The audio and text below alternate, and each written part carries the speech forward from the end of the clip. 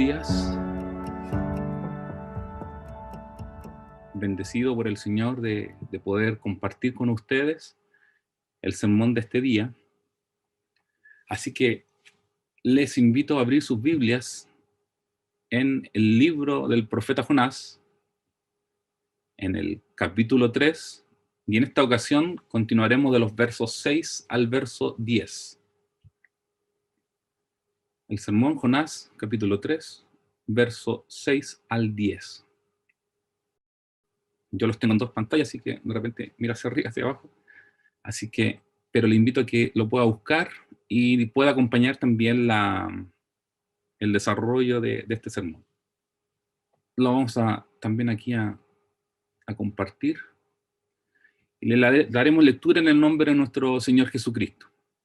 Dice así: Y llegó la noticia hasta el rey de Nínive, y se levantó de su silla, se despojó de su vestido, y se cubrió de cilicio, y se sentó sobre ceniza, e hizo proclamar y anunciar en Nínive, por mandato del rey y de sus grandes, diciendo: Hombres y animales, bueyes y ovejas, no gusten cosa alguna, no se les dé alimento ni beban agua, sino cúbranse de cilicio hombres y animales, y clamen a Dios fuertemente, y conviértase cada uno de su mal camino, de la rapiña que hay en sus manos.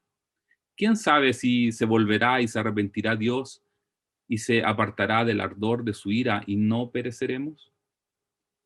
Y vio Dios lo que hicieron, que se convirtieron de su mal camino, y se arrepintió del mal que había dicho que les haría y no lo hizo.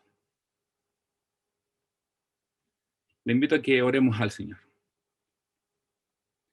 Padre bueno, en este día, domingo, tu día, te damos gracias por ser llamados, convocados a la congregación de los santos a escuchar tu palabra.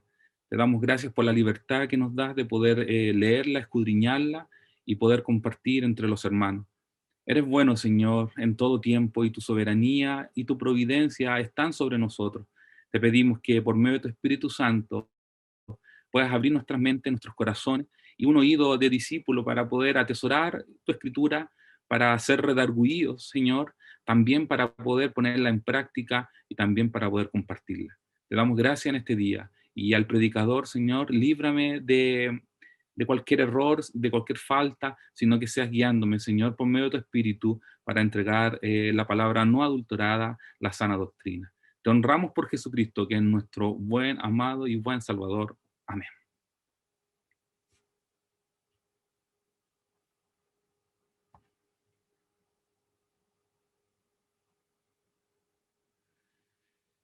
Entonces, hermanos, continuamos en esta serie llamada Lecciones en Jonás, conjugando misión con compasión. Ya hemos avanzado más de la mitad del libro del profeta, conociendo a uno de los más extraños profetas, desobediente, rebelde, pero el profeta con mayor éxito evangelístico conocido. Hoy desarrollaremos la segunda parte de este capítulo 3 para conocer el resultado del sermón profético más corto, enigmático y aterrador que alguien pueda recibir. De aquí a 40 días, Nínive será destruida. Una gran ciudad como Nínive no estaba preparada para este sermón. Probablemente nadie lo estaría, pero la orden de Dios para el profeta es clara y redundante. Levántate y ve y proclama el mensaje que yo te diré, porque la maldad de este pueblo ha subido delante de mí. Esta segunda vez el profeta obedece y se dirige hacia esta ciudad. Y en obediencia ya podemos notar una prueba más de la notable gracia de Dios, otorgándole nuevamente el honor del oficio a este rebelde profeta Jonás. Luego de devolverlo a la vida, pero no era agradable para el profeta entregar la noticia. Él prefería la muerte y la destrucción de este pueblo que era opresor de Israel.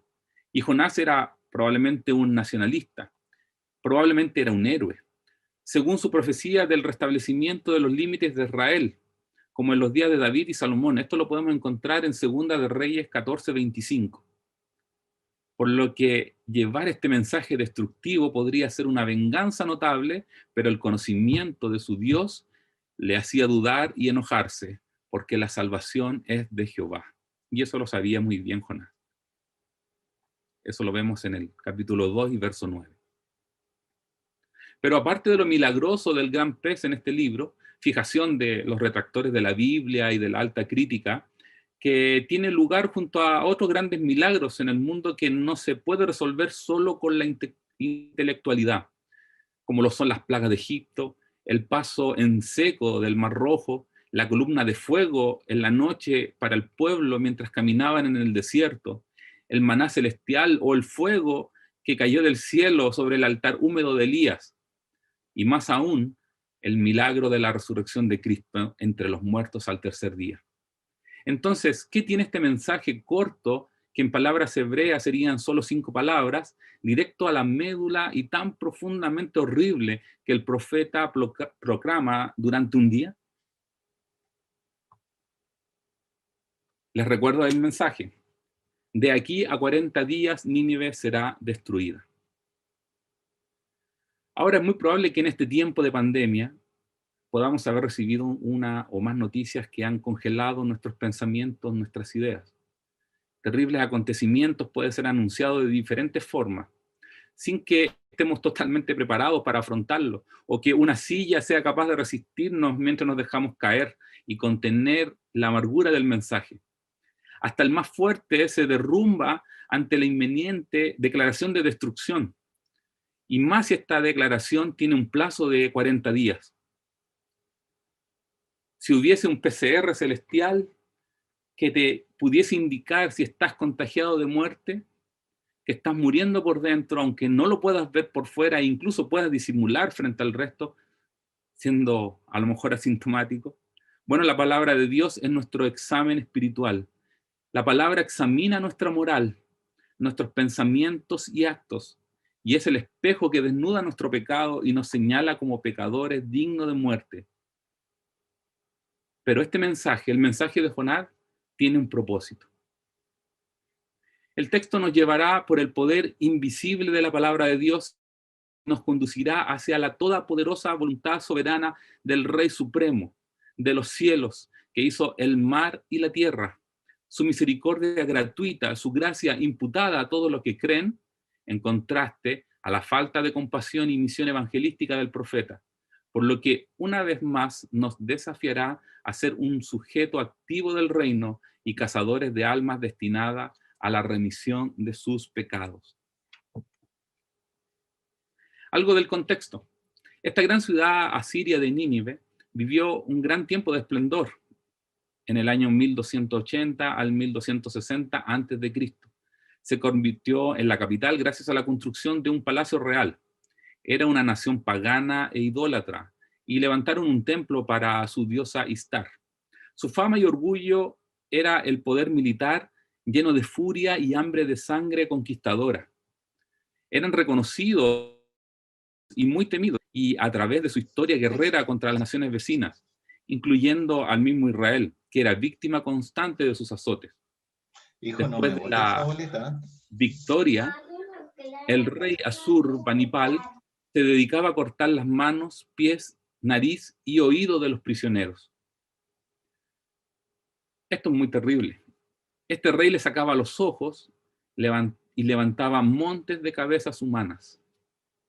Según el contexto histórico de un tiempo, su poder se había estancado y era codiciada por otras naciones como los sirios, quienes aumentaban en poder, y considerando que la anterior profecía del profeta Jonás en Segunda de Reyes 14:25 se había reconquistado terrenos del reino del norte de Israel.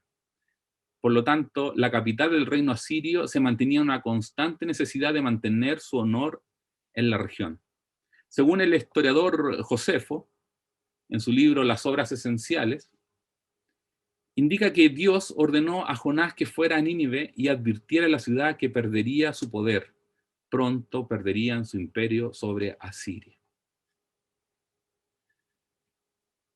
En este día, hermanos, les invito a disponer sus corazones y todos sus sentidos hacia el desenlace de esta historia en prosa narrativa de Jonás, ¿Cuál es el propósito de su mensaje y su resultado? Con la ayuda de nuestro Señor y el favor de su Santo Espíritu, escudriñemos esta palabra de Dios en el libro de Jonás, rogando que su palabra nos confronte, nos redarguya, nos inste y también nos apasione.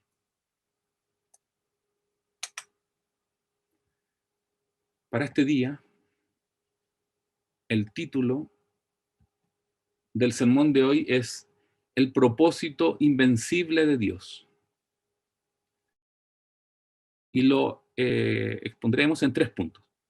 El primer punto, el propósito invencible de Dios sacude el corazón, del verso 6 al 8a.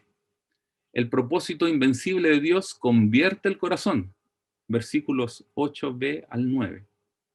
Y el propósito invencible de Dios da gracia al corazón.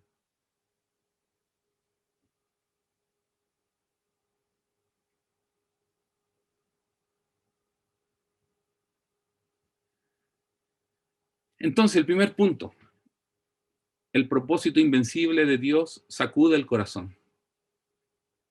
El verso 6 dice que llegó la noticia hasta el rey de Nínive y se levantó de su silla, se despojó de sus vestidos y se cubrió de cilicio y se sentó sobre cenizas.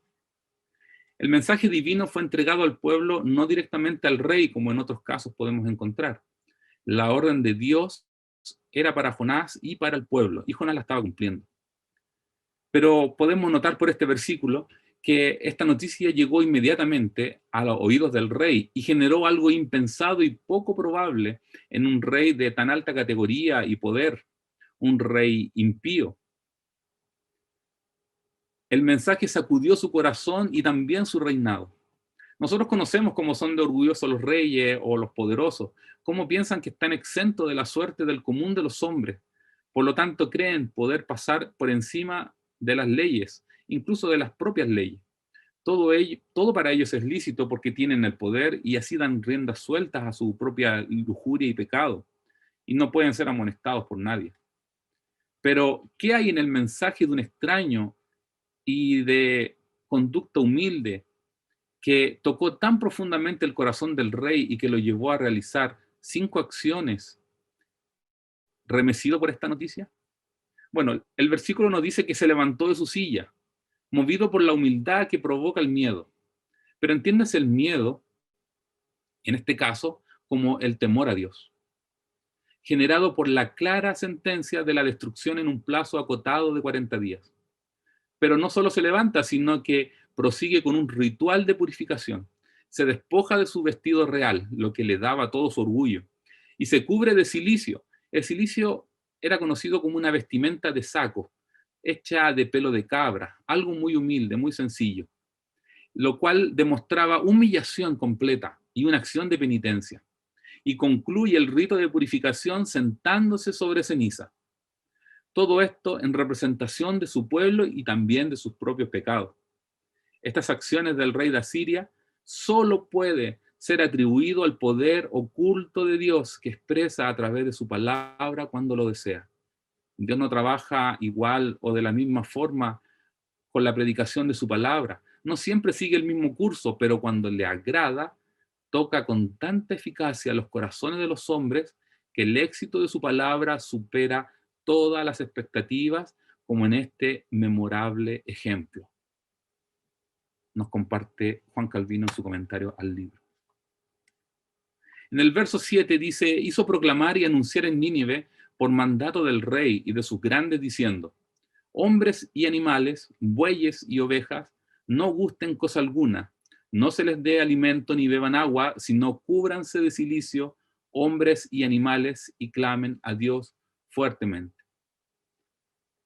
Entonces el rey no se detuvo con su rito de purificación.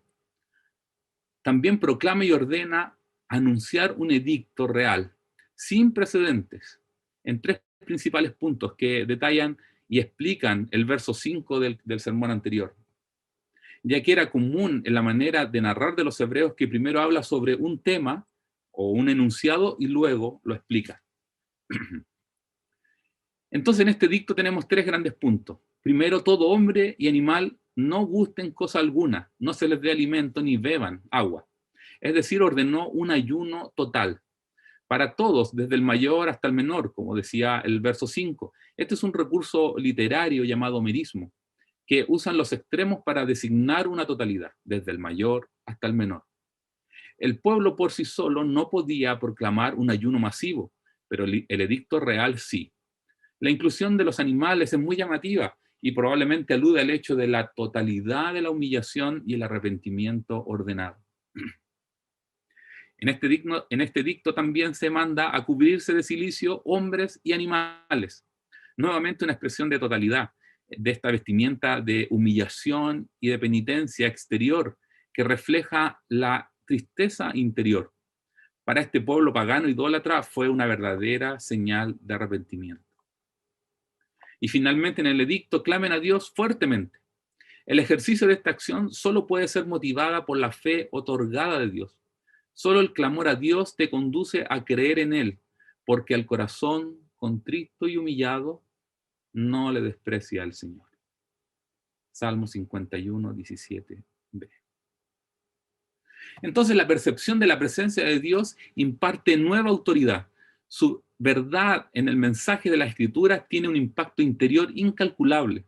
Escudriña el corazón de sus oidores la declaración de que, porque la palabra de Dios es viva y eficaz, y más cortante que toda espada de doble filo, y penetra hasta partir el alma y el espíritu, las coyunturas y los tuétanos, y discierne los pensamientos y las intenciones del corazón.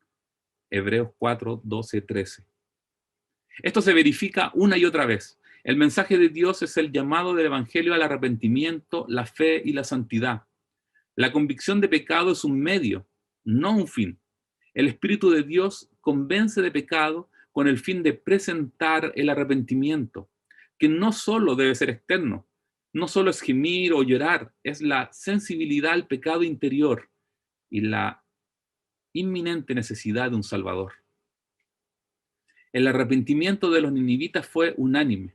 Desde el mayor al menor, los hombres hasta los animales, toda su prepotencia y arrogancia se acabó, todos se postraron en humillación ante Dios. Pero déjame contrastar esta historia maravillosa con otra historia, pero del pueblo de Israel, que la encontramos en Jeremías capítulo 36. Anótelo por ahí, después lo puede leer en profundidad. En este capítulo 36, Jeremías recibe palabra de Dios, también un mensaje de condenación. Era en los años del rey Joacim, rey de Judá. Jeremías recibe las palabras y junto a su asistente Baruch escribe el libro. Y es enviado a llevarlo al pueblo y dar este mensaje. Baruch va, entrega el mensaje en el templo y el pueblo acepta el mensaje de Dios. El pueblo recibe y hace oración penitente a Dios. Pero cuando le llevaron este mensaje al rey Joacim, si lo notan muy paralelo, como cuando llegó las noticias al rey de Asiria, este rey pidió que le leyeran este rollo. Y cuando lo empezó a escuchar, y empezó a escuchar esta condenación de Dios para su pueblo de Israel, avanzaban unos párrafos y él cortaba el rollo y lo lanzaba al fuego. Seguía la lectura, cortaba el rollo y lo lanzaba al fuego. Finalmente, este rey quemó todo el rollo del profeta Jeremías. ¿Qué obtuvo? Obtuvo un mayor castigo de Dios.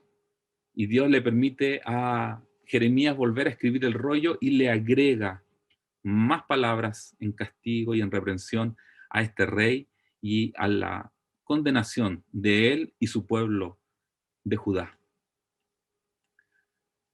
Hay un claro contraste, pero un mismo mensaje: destrucción inminente. Aquel rey que conocía a Jehová Dios y conocía de su poder, sus milagros, quiso ir en contra de él. Y este otro rey, impío, malo, perverso, se humilló ante la condena de Dios. Por lo tanto, hermanos, la palabra de Dios nunca viajará sin un destino o un fin. Su palabra es poderosa, como se nos compartió el domingo pasado. Entonces, como su palabra es poderosa, su fruto también lo es. Hay un arrepentimiento genuino y verdadero. Por lo tanto, el propósito de Dios es invencible al conducir hacia el arrepentimiento mediante su llamado eficaz. La regeneración del alma puede ser invisible a nuestros ojos, pero el creer en Dios solo puede ser motivado por la fe. Y la fe viene por el oír, y el oír la palabra de Dios, que no se rinde ante un profeta que no quiere cumplir su oficio, ni se detiene ante los grandes y poderosos. Todos deben rendirse e inclinarse ante los decretos y designios de Dios. El miedo puede ser un medio para el arrepentimiento, sí puede, pero en este caso se le debería llamar temor, temor a Dios. Y este temor a Dios trae paz en la justicia y la misericordia de Dios, porque el simple miedo solo trae más desesperación y conduce al desenfreno del caos lejos de Dios, por lo cual ese miedo traerá conformidad en sus pecados y justificación de sus malos actos. ¿Cuál es la respuesta de los ninivitas? La contraria al pueblo de Israel y al rey Joacim. Los ninivitas, los más pecadores, los más pervertidos y despiadados, puede ser también los más motivados al arrepentimiento. Por lo tanto, que no pare nuestra misión de llevar el evangelio, de compartirlo de manera valiente y obediente. Hermano, sé compasivo con tus enemigos. Pueden tener una segunda oportunidad. Acércate a Dios y al conocimiento pleno de su palabra, y Él guiará tus pasos para predicar la palabra de verdad. Pasemos al siguiente punto. El propósito de Dios invencible, el propósito invencible de Dios convierte el corazón. Ahora vamos a continuar del versículo 8b, que es la continuación del verso 8. Dice así: y conviértase cada uno de su mal camino, de la rapiña que hay en sus manos. La expresión "y conviértase cada uno" es una referencia nuevamente al todo. Y este "conviértese de su mal camino" es una expresión común en el Antiguo Testamento. Es la palabra principal para referirse al arrepentimiento salvífico, que ilustra dos cosas en un giro total de dirección. Primero, un cambio radical, tanto del estilo de vida caracterizado por el pecado, mal camino, y un cambio radical de los actos específicos del pecado, en este caso rapiña. La metanoia, un cambio en la dirección totalmente opuesta, es la expresión de que está en sus manos la rapiña, y se refiere a que estos actos de rapiña macabros, históricos, que han efectuado una y otra vez, han de ser dejados de lado. El verdadero arrepentimiento siempre trae un giro de dirección, y este giro de dirección es hacia Dios y alejado del pecado. Esta expresión, arrepiéntase del mal camino, lo vemos principalmente para el pueblo de Dios, y lo podemos mencionar en Jeremías 18:11, cuando dice: así ha dicho Jehová, he aquí yo dispongo mal contra vosotros, y trazo contra vosotros designios. Conviértase ahora cada uno de su mal camino, y mejore sus caminos y sus obras. También lo encontramos en el mismo libro de Jeremías 26:3. Quizás oigan y se vuelvan cada uno de su mal camino, y me arrepentiré yo del mal que pienso hacerles por la maldad de sus obras. La conversión toca el punto más importante en la vida del hombre y renuncia a las prácticas abominables del pecado que provocan la ira de Dios. Podemos decir, como el Salmo 119 del 101 al 105, de todo mal camino contuve mis pies para guardar tu palabra. No me aparté de tus juicios porque tú me enseñaste. Cuán dulces son a mi paladar tus palabras, más que la miel a mi boca. De tus mandamientos he adquirido inteligencia, por tanto he aborrecido todo camino de mentira. El verso 105, lámpara es a mis pies tu palabra y lumbrera a mi camino. El verso 9 nos trae una pregunta. ¿Quién sabe si se volverá y se arrepentirá Dios y se apartará del ardor de su ira y no pereceremos? ¿Qué expresión más llena de esperanza? el rey de Asiria ha hecho una humilde declaración que debe sostener durante los 40 días de esta profecía, pero tiene razones para hacerlo. Ahora, antes de explicar esto, primero veamos el contexto politeísta de estos pueblos paganos. Tenían la creencia de que sus dioses se manifestaban su ira de manera repentina, principalmente por acontecimientos naturales que les afectaban su reinado, ya sean terremotos, eclipses, hambres, pestilencias, enfermedades. Todos estos acontecimientos manifestaban la ira de sus dioses, y como ellos eran sus súbditos, tenían la obligación de aplacar esa ira. Esto mediante principalmente de sacrificios humanos, que incluso incluían a bebés para poder satisfacer la ira de sus dioses.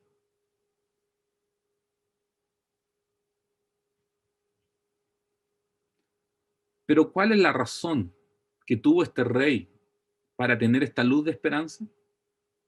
El Dios que enviaba esta sentencia era un Dios completamente distinto para ellos. No era igual a ninguno de sus otros dioses que repentinamente manifestaban su ira. Al contrario, este Dios, Jehová Dios, lo hacía de una manera anticipada. El pueblo tendría un plazo de 40 días para su destrucción. Esto es algo extremadamente novedoso. Por primera vez, un Dios les enviaba un mensaje de advertencia antes de expresar su ira. Por lo tanto, si este Dios se ha tomado la molestia de avisar, podría también recibir la ofrenda del arrepentimiento y cambiar su decisión y perdonar sus vidas. El rey no parece estar desesperado, porque todavía pensaba en un remedio. Por eso, aunque en forma de pregunta, podemos ver la idea de reconciliación entre su pueblo y este Dios. A pesar de que la conciencia de sus pecados le pudiesen generar dudas, la lucha por la esperanza es según la fe. Podríamos ilustrar en parte este punto. No sé si recuerdan a un pequeño hombre llamado Zaqueo, que lo podemos encontrar en el libro de Lucas, capítulo 19, del verso 1 al 10. Dice la palabra que Jesús estaba entrando en Jericó, iba pasando por la ciudad y encontró un hombre llamado Zaqueo, que era jefe de los publicanos y muy rico. Y este hombre procuraba ver quién era Jesús, y como no podía porque era muy pequeño, entonces este hombre subió a un árbol para poder ver a Jesucristo que pasaba por allí. Cuando Jesús lo vio ahí arriba, le dijo: Zaqueo, date prisa, desciende, porque hoy es necesario que pose yo en tu casa. Entonces él, Zaqueo, descendió rápido, deprisa, y recibió gozoso la noticia. Al ver esto, todos murmuraban porque el hombre era considerado un pecador. Entonces Zaqueo, puesto en pie, dijo al Señor, y esto es lo notable: He aquí, Señor, la mitad de mis bienes doy a los pobres, y si en algo he defraudado a alguno, se lo devuelvo cuadruplicado. Jesús le dijo: hoy ha venido la salvación a esta casa, por cuanto él también es hijo de Abraham. Porque el Hijo del Hombre vino a buscar y a salvar lo que se había perdido.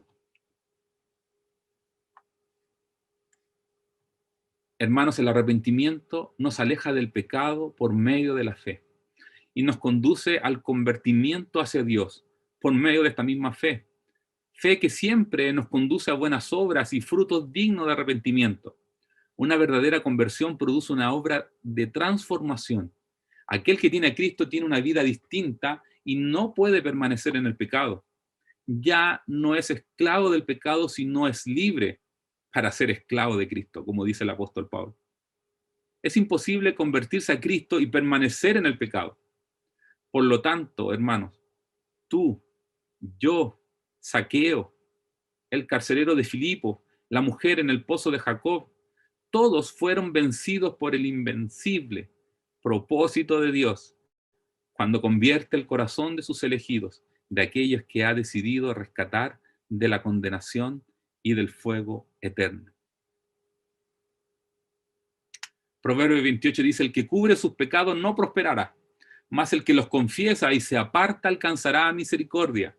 Bienaventurado el hombre que siempre teme a Dios, mas el que endurece su corazón caerá en el mal. Hermanos, después de estos dos puntos del sermón, el propósito invencible de Dios sacude el corazón y también convierte el corazón. Entonces les comparto una pregunta. Si estuviéramos en vivo y en directo, tendrían que levantar la mano o responder de alguna manera. Pero les hago una pregunta. ¿En este pueblo de Nínive hay una conversión de fe temporal o salvífica?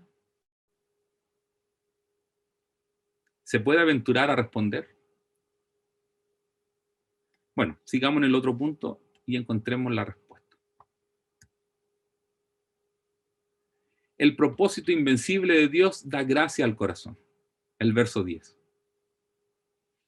Dice así: y vio Dios lo que hicieron, que se convirtieron de su mal camino, y se arrepintió del mal que había dicho que les haría y no lo hizo. Este versículo inicia diciendo: Dios vio lo que hicieron. A lo largo de estos capítulos del libro de Job de Jonás, vemos que Dios vio la maldad de este pueblo, Dios vio la grandeza de esta ciudad, pero sobre todo Dios vio el arrepentimiento y la fe de los ninivitas. Que se convirtieran de su mal camino era el edicto real, pero asegurar que fuese cumplido solo lo podemos encontrar en los ojos de Dios. Para Él nada es oculto, y como dice el salmista, Él ve hasta lo más profundo de nuestros corazones. Jonás atribuye la liberación al arrepentimiento y a las obras de este pueblo. Pero no nos referimos al ayuno, ni al vestirse de cilicio, ni a las cenizas como el método salvífico, sino son medios externos de disciplina, de apoyo. Las obras que Dios vio son los frutos dignos del arrepentimiento. Estos son provocados por la fe y la conversión. Han cambiado sus vidas, han odiado sus caminos y sus actos. Este pueblo ha sido conmovido por el mensaje de Dios. No han hecho compensación de sus pecados anteriores, sino que el temor que sintieron fue provocado por Dios mismo para su renovación interna y el conocimiento de su poder. Y se arrepintió del mal que había dicho que les haría y no lo hizo. Solo Dios, que ve el pecado, también puede ver el arrepentimiento. No puede ser engañado por obras externas, ni por palabras, ni por declaraciones. Él escudriña el corazón. Jonás podría ser una persona insensible, sin compasión por la misión, pero Dios, el Creador, se deleita en su misericordia, siendo justo a la vez. Dejar el camino y la rapiña de sus manos ha motivado el arrepentimiento del mal y el castigo ha sido suspendido.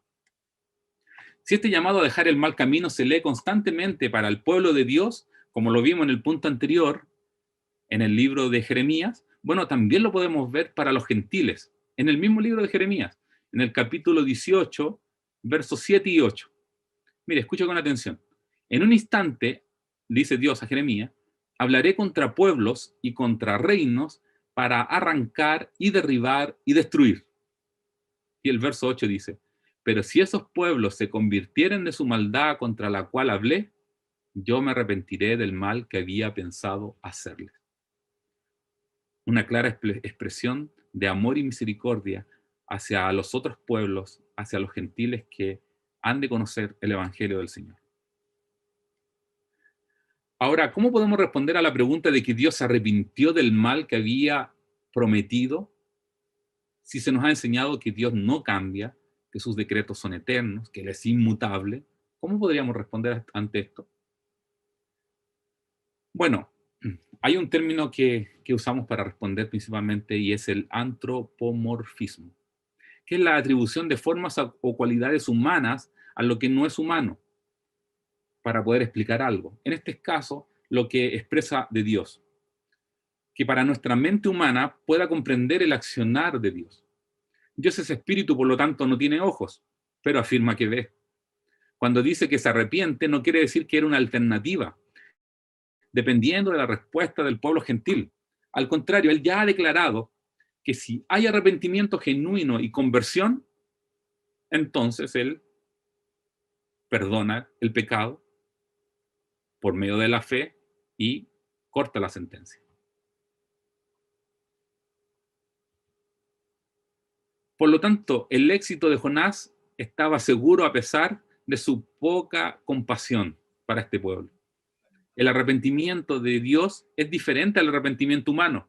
El arrepentimiento humano engloba la razón, la emoción, la voluntad. El arrepentimiento es cambio de mentalidad, tristeza por el pecado ante Dios y requiere del abandono del pecado. En cambio, Dios no se arrepiente porque Dios no puede pecar. Él no se equivoca, por lo tanto Dios jamás se va a arrepentir. Dios no ha fracasado en la sentencia justa, más bien nos revela un sincero deseo de ser coherente con su naturaleza inmutable, que no significa uniformidad fija. Él es justo en su atributo, pero también es misericordioso y compasivo. Por lo tanto, ya declaró que si hay arrepentimiento genuino, entonces Él perdona. Podríamos ilustrar con cierta mujer que tocó el manto del Señor. Esta mujer sufría hace mucho tiempo, más de 12 años. Había gastado todo lo que tenía en médicos y no había podido tener respuesta. Pero cuando oyó hablar de Jesús, cuando escuchó el mensaje, la palabra, vino por detrás y entre la multitud tocó el manto porque tenía un solo pensamiento, que provenía de su fe interna. Si tocare tan solo su mano, seré salva. Su manto, seré salva. Y enseguida la fuente se secó y sintió que el cuerpo estaba sano del azote. Y a su vez Jesús dice que ha salido poder de él. ¿Quién fue? ¿Quién me tocó?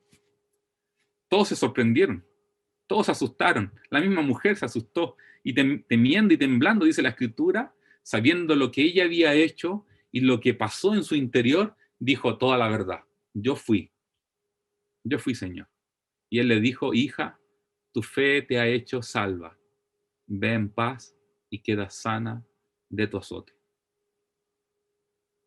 Pareciera que la obra de la mujer fue contada por fe, pero esta obra de valentía y acción es fruto de la fe para salvación, que solo es dada por el Padre por medio del Espíritu Santo en Jesucristo nuestro Señor. Entonces, nuevamente planteo la pregunta, ¿esta fe de los ninivitas es temporal o es salvífica? Puede creerse que ha sido temporal, yo también lo creía, hasta antes de ser muerto. Primero, porque el texto no entrega más información posterior a esos 40 días.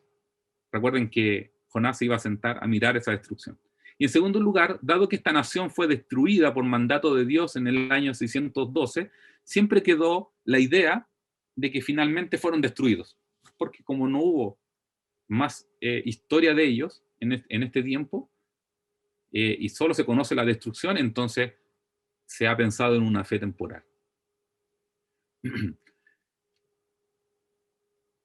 Esta ciudad fue destruida por mandato de Dios en el año 612 a.C., pero el mensaje de Jonás está fichado alrededor del 780 al 760 a.C.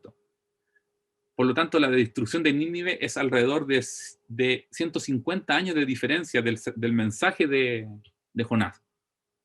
Esto podría implicar por lo menos 2 generaciones de las que escucharon y recibieron el mensaje, creyeron y se convirtieron. Si no está conforme con esta respuesta, bueno, entonces tendría que acudir a un as bajo la manga, y le invito a que pueda buscar en Mateo 12, 38, 42, anótelo por ahí, y luego lo puede leer más en profundidad.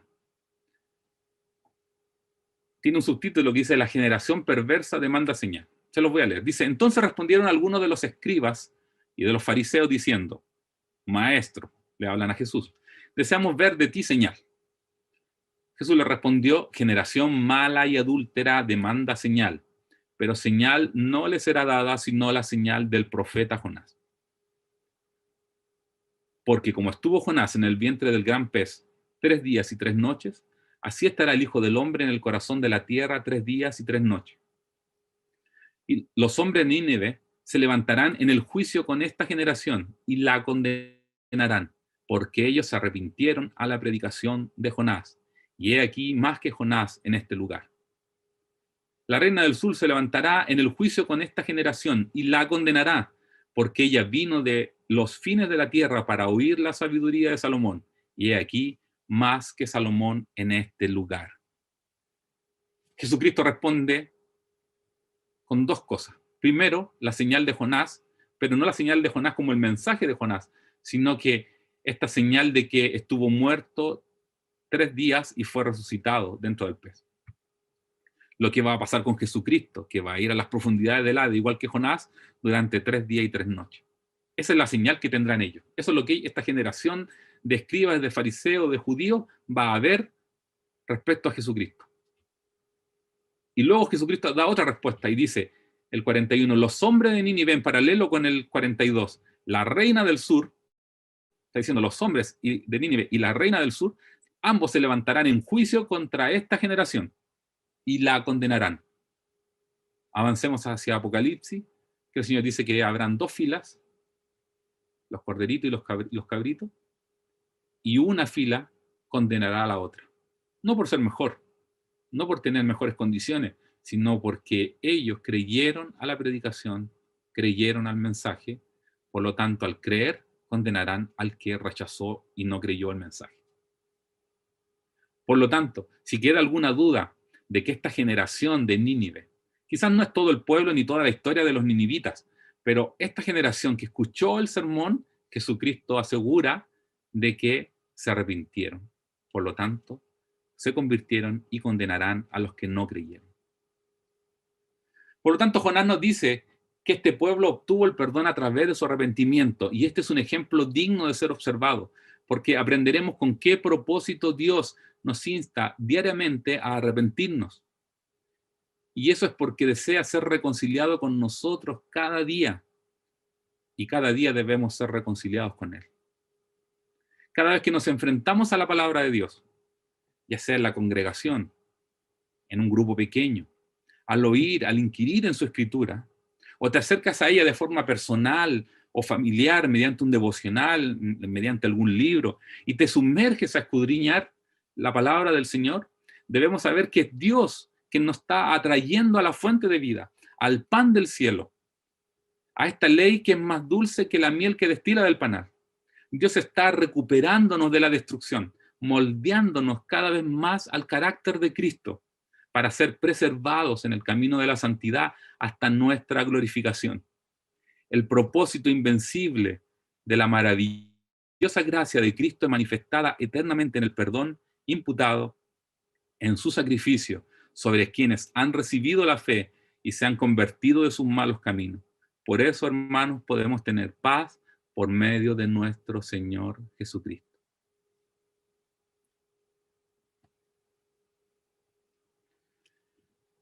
Para pensar y vivir.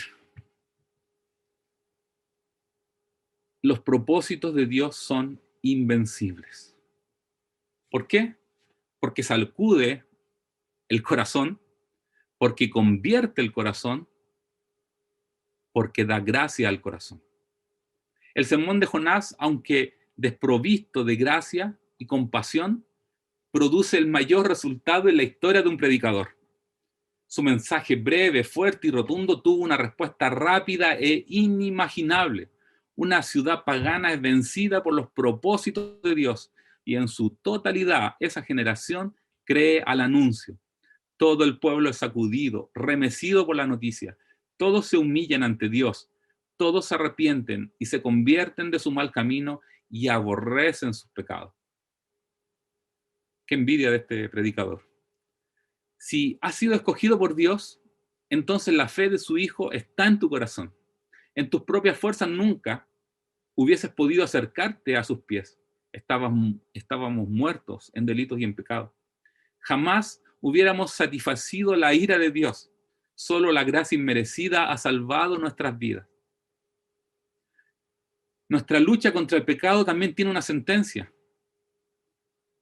Somos perdonados por la obra y la sangre de Jesucristo. Hermano, eres un santo imperfecto, caminando hacia la glorificación. Su Santo Espíritu preserva tu alma, pero aún tiene la misión de llevar el mensaje con mucha pasión y con mucha compasión. Primeramente a tu familia, a tu casa, y luego a aquellos que han de responder el mensaje, los que han de escuchar el llamado del Señor y que hoy día viven en oscuridad y en tiniebla. Por lo tanto, Jonás es la antítesis de Jesucristo. El Maestro es nuestro ejemplo. Su misericordia, bondad, su sacrificio, su pasión es nuestra inspiración. El perdón, hermanos, produce nuestra gratitud y nuestro aliento es su gracia. Nuestra fuerza es la palabra de Dios. Su reino es nuestro destino final. Benditos son los pies de los que anuncian la paz. Que el Señor guarde nuestra iglesia y la guíe proclamando el Evangelio a nuestra nación.